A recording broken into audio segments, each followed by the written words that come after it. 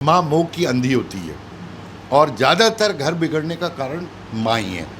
दाम्पत्य जीवन के जो नोक झोंक होती है, जब विवाद होता है तो वो नोक झोंक अपराध में बदल जाती है, वही आरोप बदल जाता है। आज का जो सिलेक्शन का मॉडल है उसमें हम 3 चीज़ें ढूंढ रहे हैं। बहुत सुंदर लड़की हो, बहुत पैसे वाली हो और शिक्षित हो। बहुत ही बेतुके रिश्ते बन रहे हैं हम। रिश्ते की बुनियाद जो है वो ढूंढ ही नहीं रहा कोई। एक बच्चा 14-15 साल के उम्र में सेक्सुअल भूख प्राकृतिक रूप से पैदा हो जाती है। 28 और 32 में शादी कर रहे हो तो उसने क्या करा है, और वो सेटिस्फेक्शन उसको एक पति से नहीं मिल सकता। विवाद की जड़ यहाँ पड़ी हुई है, हमको वापस पीछे पलटना पड़ेगा। दोस्तों, दरकते हुए रिश्तों को अगर संभालने की बात की जाए और उन्हें संवारने की बात की जाए तो मुझे लगता है कि ये काम दुनिया में सबसे कठिन काम है, क्योंकि बात जब दाम्पत्य जीवन की आती है, या जब बात संपत्ति के बंटवारे की आती है, या जब बात किसी और विषय पर आती है, तो जब 2 लोग जुदा होते हैं और अलग होते हैं, अपने आप को एक दूसरे से अलग चाहते हैं, तलाक चाहते हैं, यहाँ तक कि नौबत यहाँ तक आ जाती है कि एक दूसरे को देखना पसंद नहीं करते, तो कहीं ना कहीं ऐसे में एक ऐसे व्यक्ति की या एक ऐसी संस्था की ज़रूरत होती है जो इन लोगों की मदद कर सके, आगे आकर के आए। मेरे पीछे आप जो तमाम लोग देख रहे हैं, ये वही लोग हैं जो दिन रात मेहनत कर रहे हैं और इंदौर में एक संस्था के तौर पर, एक संस्था के सूत्र में बंधकर ये तमाम लोग आज इसी प्रयास में हैं कि टूटते परिवारों को कैसे जोड़ा जाए।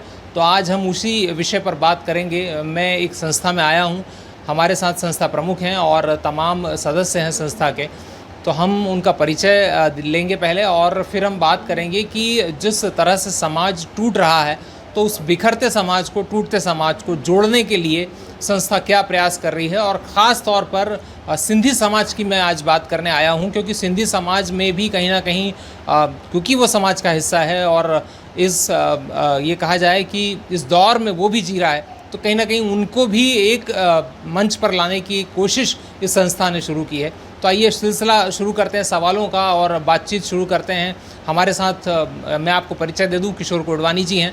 किशोर कोडवानी जी समाज सेवी के तौर पर जाने जाते हैं। पूरे इंदौर में आपका एक बड़ा नाम है समाज सेवा के तौर पर, समाज सेवक के तौर पर। सामाजिक मुद्दों को उठाने में वो सबसे आगे होते हैं और ऐसे ही तमाम लोग उनके साथ भी जुड़े हुए हैं, तो उन्हीं से हम बातचीत करेंगे।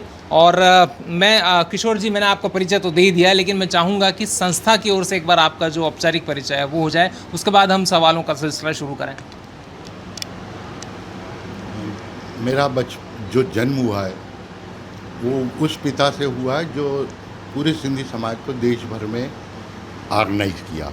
उन्हें अखिल भारतीय स्तर पे हिंदुस्तान का ऐसा कोई शहर नहीं जहाँ 500 की संख्या में हमारे जनसंख्या और उस शहर में वो नहीं गए हों। लेकिन मेरा जब तक पिता हयात थे गैर सिंधी समाज में काम करता था। इंदौर के सामाजिक मुद्दों पर सतत लड़ता आ रहा हूँ पिछले 40-45 साल से। 20-22 साल की उम्र से ये लड़ाई लड़ रहा हूँ। विगत दिनों एक कॉन्फ्रेंस हमारी समाज की हुई थी, उसमें एक बिंदु उठ के आया कि कुटुंब न्यायालय में 26% सिंधी समाज के प्रकरण विचाराधीन है, जबकि हम जनसंख्या में बमुश्किल 4% है। तो मुझे ये शौक़ लगा कि ये परिवार बिखरना बहुत बड़ी बात है। ट्रैफिक, पानी, हवा, पेड़, ये छोटी चीज़ें, शिक्षा, चिकित्सा, ये बड़ा मसला है कि जब परिवार ही नहीं बचेंगे, बिखर जाएंगे, टूट जाएंगे, तो कैसे समाज की संरचना जिंदा रहेगी। उसी विचार को लेकर 3-4 महीने मंथन चला।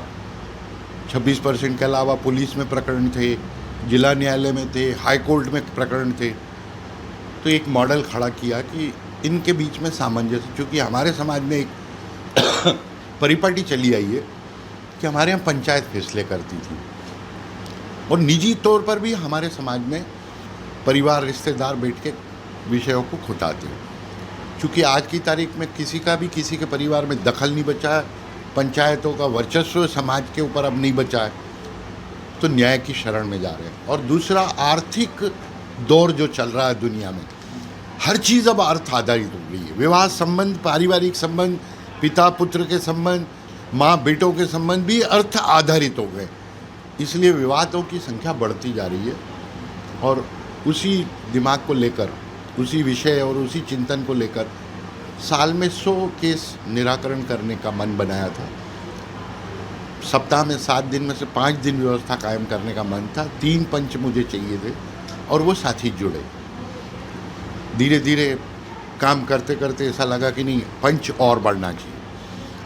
पहले हमारे यहाँ एक महिला, एक वकील, एक सामाजिक था। अब एक पंचायत का भी जोड़ लिया, एक महिला और बढ़ा ली ताकि और गंभीरता है, क्योंकि आधा पक्ष सब में महिला है, इसलिए 2 महिला रख ली है। एक जो व्यावसायिक या टेक्निकल समझ रखती है और एक विशुद्ध पारिवारिक मानसिकता रखती है। इस तरीके से ये 25 जनों की टीम है। 3-4 साथी जो हैं ऑफिस संभालते हैं। केवल 3 जनों का स्टाफ है, बाकी सब निःशुल्क सेवा दे रहे हैं। और इसके खर्च के लिए भी 2-3 लोगों ने मंथली खर्च दिया। ये जहाँ आप ऑफिस में बैठे हैं, ये 2000 स्क्वायर फुट से बड़ी जगह है, लगभग 25-30 हज़ार इसका किराया बनता है। एक मित्र ने फ्री दिया, 1 रुपया सालाना किराए पर। इस तरीके से इसकी सारी व्यवस्था आर्थिक रूप से चल रही है। सोमवार को जो केस रहते हैं अगले हफ्ते फिर सोमवार को सुनते हैं, और अधिकतम सीमा हमने 12 सप्ताह निर्धारित करके रखी है। सामान्यतः हमारे प्रकरण जो हैं 5-6 सप्ताह बाद निराकृत होना शुरू हो जाते हैं। फिर कोई 6 हफ्ते में होता है, कोई 7 में होता है, कोई 8 में होता है, कोई 10 में होता है। ज़्यादातर तकलीफ आती है जो एक पक्ष इंदौर और एक पक्ष बाहर का है, उनके लिए फिर एक नई व्यवस्था बनाई है कि कुछ चीज़ें विवाद बिंदु तक फोनिकल वर्क चलता है, लेकिन समझौते की जब वार्ता शुरू होती है तो स्पेशल बोर्ड बनाते हैं। उसके साथ ही हमारे यहाँ अलग है 3, 5, 2, 4 जैसे ही आवश्यकता पड़ती है, और उसमें विशेषज्ञ भी हैं। उनको बिठाते हैं, सुबह से शाम 3 बार 1-1 घंटे 1.5 घंटे की काउंसलिंग होती है। बच गया तो दूसरे दिन, ताकि बाहर वाला 1-2 दिन में आके ये केस निराकृत कर जाए, और यही समझौता लेख कोर्ट में पेश करके कोर्ट की डिक्री करवा देते हैं। ये है हमारा ढांचा। मतलब कुल मिला के जो प्रक्रिया है, एक बहुत सुलझी सी प्रक्रिया आपने बनाने की कोशिश की है। और दूसरा, दर्शकों में जो समझ पाया आपकी बातचीत से कि जब आप एक अच्छा काम करने जाते हैं तो कहीं ना कहीं जो समाज के और लोग हैं वो आपके साथ आते हैं और आपका हाथ बटाते हैं, आपकी मदद करते हैं और इन तमाम मुद्दों को सुलझाने की कोशिश करते हैं। किशोर जी, जब मैंने अपनी बात शुरुआत की थी तो मैंने कहा था कि समाज में रिश्ते दरक रहे हैं ना, टूट रहे हैं। इन दरकते रिश्तों को अगर जोड़ने की बात की जाए तो एक बड़ा मुश्किल काम है ये। तो वो काम कैसे आप कर पाते, कैसे संभव होता है? मतलब वो उसका आधार क्या होता है, उसका बेस क्या है कि वो एक, आपने जैसा मैं आपसे बातचीत में मुझे बताया आपने कि तकरीबन 150 से ज़्यादा केस आप एक साल में सॉल्व करने की पोजीशन पे हैं, तो इसका आधार क्या है? 3 तरह के विवाद आते हैं, यानी उनको माइन्यूटली यदि बांटा जाए तो बेसिक 3 बिंदु हैं। एक है सेक्सुअल रिलेशनशिप, सेकंड है उसके 60% प्रकरण सेक्सुअल रिलेशनशिप के कारण, उसको क्योंकि बोलने की हमारे समाज में मान्यता नहीं है और बोलने का व्यवहार नहीं है, तो उसकी रिएक्शन में जो दोनों पति पत्नी में जो विवाद होते हैं, वो विवादों के बिंदुओं को हमें समझाने की कोशिश करते हैं, कहानी किससे समझाते, जड़ में वो निकलता है। 25% रहते हैं कि दोनों परिवारों का, हमारे यहाँ जो ज़िले हैं, जैसे देश में राज्य हैं, हमारे सिंध के ज़िले जो है, 2 विपरीत ज़िलों के जब परिवार होते हैं वहाँ थोड़ा सा कटास आती है। दूसरा आता है कि जो आर्थिक असमानता है, लड़की यदि थोड़ा ऊपर वाले परिवार से आई है, ज़्यादा एजुकेटेड परिवार से आई है, आर्थिक संपन्न परिवार से आई है, तो जिस परिवार में आई है वहाँ थोड़ा सा विवाद आता है। ये केस 25% है। बाकी शेष 15% है जिनका कोई न सर है न पैर है, और वो बहुत जल्दी निपट भी जाते हैं। तो ये जो ज़्यादातर जो आपने केसेस बताए, इसको सॉल्व करने का थ्योरी क्या है आपके पास? 2 चीज़ें हैं उमेश जी। जब इस पे आदमी बोल नहीं पाता है और आधा पक्ष महिला है, इसलिए हमको 2 काउंसलर हमारे लेडीज़ करना पड़ी। जरा सा भी बात में जज हो जाता है या उसके मुंह से कोई बात ऐसी निकल गई जो इस बिंदु पे आके खड़ी होती है, तो वहाँ बात ड्रॉप कर देते हैं। हमारी लेडीज़ काउंसलर को पास में एक कमरा बना रखा, वहाँ उनको बिठाते हैं और उस बात को समझने की कोशिश करते हैं और उसका फिर समाधान निकालते हैं। आपके पैनल में कौन कौन है, मतलब उसका डेजिग्नेशन क्या है, उनका प्रोफाइल क्या है? नहीं, प्रोफाइल ये कोई नौकरी नहीं है इनकी, निःशुल्क सेवाएं। इसमें हमारा टारगेट ये रहा है कि एक महिला सामान्य, क्योंकि सामान्य की भाषा समाज सामान्य ही समझेगी, एक ऐसी जो कारोबार करती है या सामाजिक गतिविधियों में ज़्यादा है या आर्थिक कोई एक्टिविटीज़ में, उसकी सोच और एक सामान्य महिला की सोच में अंतर आ जाता है। इसलिए दोनों बैलेंस की है। एक व्यापारी या इंडस्ट्रियलिस्ट या समाज की गतिविधियों में थोड़ा बहुत इन्वॉल्व है, एक पंचायत का, और एक अटैच इनके साथ ऐसा व्यक्ति जो 40 साल से मेरे साथ काम करता रहा है। ऐसे लोगों की 5 जनों की टीम बनाई। इसमें एडवोकेट या कोई रिटायर्ड जज भी एक एडवोकेट पर डे की बेंच में है। इसकी जो फाइनल शेप है, इसको जो एकेडमिक या कानूनी पहलू के लें, उसके लिए समय समय पर हमारे यहाँ मानव अधिकार आयोग के जो चेयरमैन है मनोहर ममतानी जी, उनकी गाइडेंस में हमने इसको चालू किया। और जो हमारा समझौता लेख होता है, उसको फाइनल साइन हमारे एक रिटायर्ड जज है इंदौर जिला न्यायालय से, सुदेश हासवानी साहब, वो भी उसमें इन्वॉल्व है। इसके अलावा भी हमारे पास 3-4 लोग ऐसे हैं, सिविल सर्जन हैं इंदौर हेल्थ डिपार्टमेंट के, मेडिकल मामला रहता है तो उनको बिठाते हैं, मनोचिकित्सक 2 हैं उनको भी बिठाते हैं, अलग अलग फील्ड के लोग भी रख रखे हैं जो स्पेसिफिक जब प्रकरण आ जाता है तो उनकी भूमिका जोड़ लेते हैं। मैं आपके पास दोबारा आऊँगा। मैं चाहूँगा आपके साथ में महिला काउंसलर भी यहाँ पर हैं, तो हम उनसे 1-2 सवाल करें। जैसा आपने बताया कि महिला काउंसलर की भी यहाँ ज़रूरत होती है क्योंकि आधा पक्ष महिला का ही है। मैडम हमारे साथ हैं। मैडम आपका शुभ नाम क्या है? चंदा खत्री। चंदा जी, किस तरह की केसेस आप सॉल्व कर रही हैं? किस तरह की केसेस आपके पास हम हैं? लोग ज़्यादा तो फैमिली के लिए हैं, दाम्पत्य जीवन के लिए केस आते हैं। हमारी कोशिश ये रहती है कि जो हमारे पास आए हैं वो आपस में जुड़ के ही रहें। तलाक के लिए हम बहुत कम डिसीजन लेते हैं, बहुत मजबूरी होती है तो तलाक का करते हैं, नहीं तो अधिकतर हम लोग जो परिवार रहते हैं सबको जोड़ने की कोशिश करते हैं जी। जो सर ने बताया कि ज़्यादातर शारीरिक संबंधों से जुड़े मामले भी आते हैं, तो इनमें आपको क्या मुश्किलात आती हैं, क्या परेशानियां आती हैं, कैसे सॉल्व करते हैं? कैसे हम उन जो भी आती मतलब हैं, पहले तो ये बताएं कि समस्या किस तरह की आती है, मतलब क्या पर ससुराल पक्ष की तरफ से ज़्यादा समस्या रहती हैं या लड़की पक्ष की तरफ से रहती हैं? किस तरह की दिक्कतें हैं समाज में, क्या चल रहा है, मतलब ये आप ज़्यादा बेहतर बता पाएंगे। समाज में तो देखिए दोनों पक्ष ही हैं, हम एक को गलत नहीं ठहराएंगे, दोनों की हम बात करते हैं, चाहे वो लेडीज़ हो या जेंट्स हो। तो इसीलिए लेडीज़ से रहते हैं तो हम उनसे पर्सनली बैठ के बात करते हैं, उनकी सारी बातें समझते हैं, फिर हम आपस में कोर्ट के जो हमारे मेंबर हैं हम आपस में चर्चा करते हैं, फिर जो डिसीजन होता है हम उनको बताते हैं। अच्छा, ये क्या कहेंगे समाज, मतलब अभी क्या चल रहा है समाज में, क्या परेशानियाँ चल रही हैं? समाज में बस सबका हाई फाई जीवन चाहिए और कुछ नहीं, समझना कम है, हाई फाई जीवन ज़्यादा चाहिए। हाई-फाई जीवन जी। खैर, तो मेरे साथ जैसा आपने बताया कि इसमें कानून के विशेषज्ञ भी हैं, तो उन्हीं के पास में एक सर बैठे हुए हैं। सर आपका शुभ नाम? एडवोकेट निखिल बसंतानी। क्या कहेंगे, किस तरह की अभी एडवोकेसी करना पड़ रही है आपको? समाज में देख रहे होंगे परेशानियां चल रही हैं और तमाम लोग यहाँ आ रहे हैं काउंसलिंग के लिए, क्या कहेंगे? तो ये जो हमने चीज़ें चालू करी हैं, इससे हमको एक ये बहुत अच्छी चीज़ मिली है कि उनकी पिन पॉइंट को समझ के उनको किस तरीके से उनके रिजोल्यूशन दिए जा सकते हैं, हमारी वो प्रयास रहती है। अन्यथा कानून में कानून के तरीके से चीज़ें चलती हैं, उनके पक्ष को समझ के और उनके लिए क्या बेहतर है हम वो चीज़ें करने की कोशिश करते हैं जिसमें वो भी राज़ी हों। तो ये एक सबसे बड़ी रिलीफ बोल सकते हैं आप सबको मिल रहा है। और साथ ही साथ एक बहुत कम टाइम में, जैसा हमने बताया था कि 3 महीने के अंदर अंदर हम एक केस को क्लोज़ करते हैं, कोशिश रहती है 3 महीने तो एक हमने मैक्सिमम पीरियड दिया हुआ है जिसमें हम क्लोज़ करते हैं, पर वो उससे पहले ही कहीं ना कहीं एक शेप ले लेता है केस और उसको डिसीजन उसको और बहुत जल्दी लेके आते हैं। अच्छा, ये ज़्यादातर कहते हैं घर में महिलाओं की चलती है, तो जब लड़ाई होती है तो किसकी चलती है? लड़ाई में क्या होता है कि दोनों ही लड़ाकू विमान तरीके से हो जाते हैं और कोई मतलब हर कोई आतुर रहता है, तो उनको वो शांत करना और उनकी चीज़ों को वो एक पटरी पे लाने के प्रयास रहता है हमारा।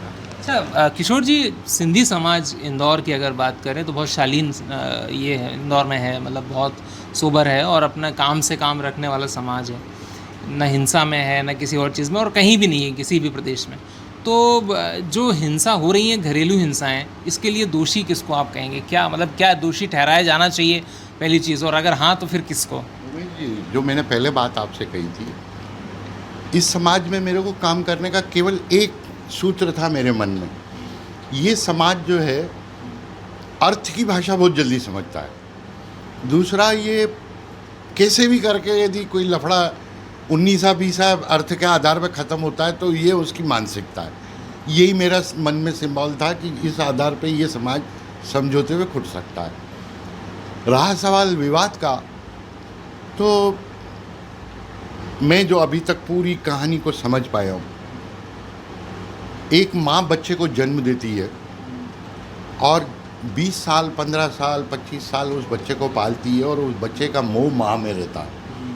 जब वो शादी कर लेता है, कुल जमा इंसान मोहब्बत में ही मरा हुआ है। फिर वो पत्नी का मोहब्बत हो या माँ की मोहब्बत हो या फिर बच्चों की मोहब्बत हो, 3 हिस्सों में जीवन बटा हुआ है। जब दूसरी मोहब्बत चालू होती है तो स्वाभाविक है पहली मोहब्बत में कुछ कमी आती है, वहाँ से माँ की भड़ास पैदा होती है। 20 साल मैंने इसको पाला, मेरे लाड़ प्यार में पला, आज इसके पीछे पागल है।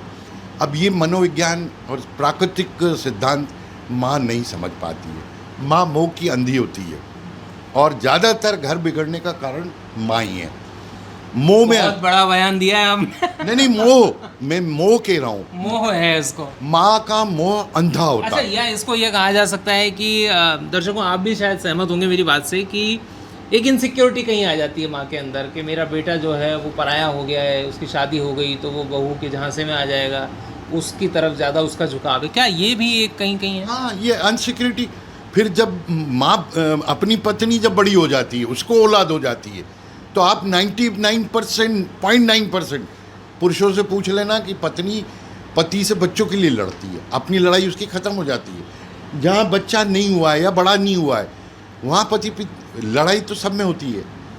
मेरी पत्नी से भी हुई थी, मेरे बाप की और मेरे माँ की भी विवाद हुए होंगे। लेकिन एक जो कमी हो गई है जिसके कारण संभल नहीं रहा है, पहले घर में सास बहू और बड़ सास एक और होती थी, बेटा पिता और दादा होता था, तो 2 प्रिंसिपल और 2 मॉनिटर होते थे घर में। अब वो प्रिंसिपल और मॉनिटर माइनस हो गए, इसलिए इन दोनों को क्लास चलाना बड़ा मुश्किल हो गया। मतलब संयुक्त परिवार पे कहीं ना कहीं बात आती है। 99% इफेक्ट उसी का है। अच्छा, एक चीज़ बताइए, आपके घर में जब लड़ाई होती है भाभी से तो उसका समझौता कौन करवाता है? क्योंकि आप तो यहाँ बैठ कर दुनिया के समझौते करवा रहे हैं। उमेश जी, 45-46 साल मेरी पत्नी ने मेरे साथ निभाया, उसमें से 25 साल हम पति पत्नी केवल 3 बार लड़े, और ऐसी बेहूदी चीज़ों पे छोटी छोटी, और लड़ाई लंबी नहीं चली, 15-20 आधे घंटे की नोक झोंक रही हो। हाँ, और 90% आप ये मान के चल लेना, जो दाम्पत्य जीवन के जो नोक झोंक होती है, जब विवाद होता है तो वो नोक झोंक अपराध में बदल जाती है, वही आरोप बदल जाता है, उसको वो आरोप का रूप ले लेती है। हाँ, वो सारे एक्सप्लेन होते हैं। और जब मेरे बच्चों की शादी हुई तो मैं समझता हूँ 45 साल की कसर हमने 5 साल में निकाली, इतना लड़ लिए, क्योंकि वो जो पारिवारिक ढांचा हम दोनों मियाँ बीवी ने बनाया था, एक इकाई और बन गई।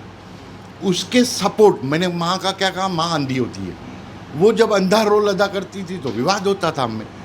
तो विवाद का कोई सर पैर नहीं है, बहुत छोटा भी मानो लो वही बड़ा भी हो जाता है। अड़ जाए कोई भुट्टे सरी का तो बड़ा हो जाएगा, ककड़ी सरी का अड़ जाए तो कट के सलाद में कट के खा जा दो। अब क्या सलाह रहेगी जो लोग देख रहे हैं, जो आज इस परिवार में जी रहे हैं, ऐसी नौबत ही ना आए, उसके लिए क्या कहा जाए? उसमें अब जो स्थिति समाज के ढांचे की हो गई है, पहले मेरे यहाँ मुझे याद है रिश्ते जो होते थे, किसी की शादी में सब इकट्ठे होते थे। पहली रस्म जो गेहूँ बीनने की और गणपति स्थापना होती थी, उससे 5-7 दिन तक ये फेस्टिवल चलता था। तो सारे रिश्तेदार होते थे, उसमें से वो बच्चा ढूंढते थे, इसका बच्चा बैठा है, इसका इसके साथ मैच हो सकता है। फिर वो बता देती थी कि ज़्यादा बकवास मत करना, इतना ही मिलेगा, इससे ऊपर नहीं। बाद में फिर लेन देन भी वही तय करते थे। आज वो ख़त्म हो गया है। आज का जो सिलेक्शन का मॉडल है, उसमें हम 3 चीज़ें ढूंढ रहे हैं, बहुत सुंदर लड़की हो, बहुत पैसे वाली हो और शिक्षित हो। अब मुझे बता दो, ये 3 इक्वल चीज़ें बमुश्किल 2% लोगों के परिवार में मिलेगी। तो 98 के पास तो तीनों नहीं मिलनी है। 98 समझौता करके शादी कर रहे हैं। जब समझौता करके शादी कर रहे हैं तो समझौता करके जीने में क्या तकलीफ है? ये जो हमारा सिलेक्शन आधार ये बदल गया। दूसरा, अभी भी हमारी जांच पड़ताल और परख होती है जब विवाह दाम्पत्य की। मैंने आपसे कहा उमेश जी इसका परिवार ढूंढ के बताओ, आपने दुकान बता दी, या टीवी एंकर है या पत्रकार है तो आपने कह दिया बढ़िया आदमी है। अब उसके घर में क्या है आपको नहीं मालूम, बच्चे क्या कर रहे हैं नहीं मालूम, और बहुत ही बेतुके रिश्ते बन रहे हैं। हम रिश्ते की बुनियाद जो है वो ढूंढ ही नहीं रहा कोई। मुझे गुजरात का एक मॉडल बहुत अच्छा लगा कि गुजरात में शादी करने के पहले लड़की जिनसे रिश्ता करना चाहती है 8 दिन 15 दिन 1 महीना वहाँ जाके रहती है कि क्या मैं इस घर में एडजस्ट हो पाऊँगी। मुझे लगता है वो मॉडल हमें आगे लाना पड़ेगा। वो देख ले समझ ले किस परिवार के आदमी का कैसा व्यवहार है, मैं डाइजेस्ट कर सकती हूँ नहीं कर सकती हूँ, एडजस्ट कर सकती हूँ या नहीं कर सकती हूँ। और दूसरा जो बड़ी उम्र की शादियाँ हैं, पहले घड़ा कच्चा होता था और उसमें छेद करके नल की टोटी की जगह बना देते, अब घड़ा पकाने के बाद उसमें पेचकस लेके हम जबरदस्ती नल लगा रहे। अब 38-42 साल में आप शादी करोगे, 32 साल में शादी करोगे, पक गया वो, उसको आप अब नहीं बदल सकते। अब मामूल नहीं किया जा सकता। तो निश्चित तौर पे अब कहीं ना कहीं ये जो चीज़ें हैं और मुझे सेक्स का भी कारण यही है। एक बच्चा 14-15 साल के उम्र में सेक्सुअल भूख प्राकृतिक रूप से पैदा हो जाती है। 28 और 32 में शादी कर रहे हो तो उसने क्या करा है, और वो सेटिस्फेक्शन उसको एक पति से नहीं मिल सकता। विवाद की जड़ यहाँ पड़ी हुई है, हमको वापस पीछे पलटना पड़ेगा। जब जल्दियाँ शादी हुआ करती थी ना परिवार में, बहुत जल्दी लोक लाज देख के शादी कर दिया करते नहीं, थे। उसमें गोना लेट होता था, पर आपके मन में क्या रहता था, अरे मैं शादीशुदा हूँ, मेरी पत्नी है, भले उसके साथ नहीं है। भाव की बात। हाँ, वो मेंटली बन जाता था। पड़ोसन को मासी बोलते थे हम, आज पड़ोसी से बात ही नहीं करते तो उसकी बेटी पे भी निगाह हमारी गलत है। मतलब कहीं ना कहीं समाज को अपना सोचने का जो विज़न है उसको कहीं बदलना पड़ेगा, जो दृष्टिकोण है उसको बदलने की ज़रूरत है। तो दर्शकों, जो बातें निकल के सामने आई, मुझे लगता है कि बहुत सारी बातें ऐसी हैं जो अभी और भी की जा सकती थी, लेकिन ये तमाम बातें जो हैं, जैसा किशोर जी ने कहा कि समाज में जो रिश्ते बन रहे हैं, जो रिश्तों का ताना बाना बुना जा रहा है, शुरुआत वहीं से है। क्योंकि निश्चित रूप से अगर कोई पौधा अगर आप लगाते हैं, मान लीजिए नीम का पौधा लगाएंगे तो आम आना उसमें बड़ा मुश्किल है, और ये ठीक वैसा ही है कि कहीं ना कहीं जब रिश्ते की बुनियाद एक कमज़ोर होती है तो वो आगे जाकर के कमज़ोर ही रिश्ता बनेगा और वो टूटने की कगार पर आ जाएगा। क्योंकि देखिए, परिवार तोड़ना कोई नहीं चाहता, लेकिन अपने आप टूट रहे हैं और उनको जोड़ना एक बड़ी टेढ़ी खीर साबित होता जा रहा है। बहरहाल, इंदौर से Umesh Bhardwaj, ABP live. For exclusive and insightful videos, subscribe to our new channel ABP Live Premium.